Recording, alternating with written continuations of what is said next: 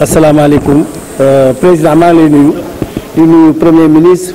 ak membre de gouvernement bi fi teew yëpp ñu ngi leen di nuyu di leen sargal di nuyu itam honorable député yi fi nekk yëpp di leen nuyu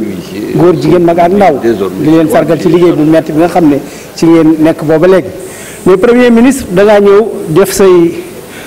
programme teg li nga xam ne moom nga namm ci diaspora bi man c'est un député de diaspora Europe du Sud Espagne Italie Portugal. mais li ngeen def ci fees bi ñun yëpp gis nañ ko mais ñun dafa am réalité yu ñuy dund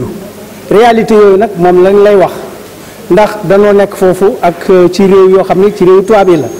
am ci ñoo xam ne ñi ngi jur ay doom foofu sax dañ koy nangu jël ko ci section sociale jël ko action sociale jël leen seen doom yi ñu nangu ko loolu wax nañ ko ci commission d'enquête yi wax nañ ko ci commission de finances yi yëpp te loolu da ngeen cee war a taxaw. beneen bi des mooy li nga xam ne dafa jëm ci wàllu li nga xam ne mooy retraite sénégalais yi nga xam ne ñu ngi ci bitim réew te muy ay milliards yoo xam ne mu ngi tëdd ci banque européen yi te waroon na ñëw ci biir Sénégal loolu bëggoon nañ ngeen di dox ci ay jéego. leneen li ci des mooy ñi nga xam ne dañ leen a tëj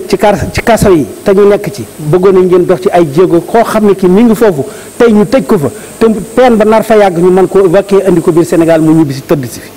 beneen bi ci des mooy li nga xam ne moo xew Libye booba ba léegi dégg nañ fu mel ne Côte d'Ivoire ak yeneen réew yi di jëli seen i doom war ngeen a mën a jëli seen i doom andi leen dem ñay sénégalais ngeen jël leen andi leen ndax lañ fay dund metti na bu ngeen dee xaar réunion CEDEAO wala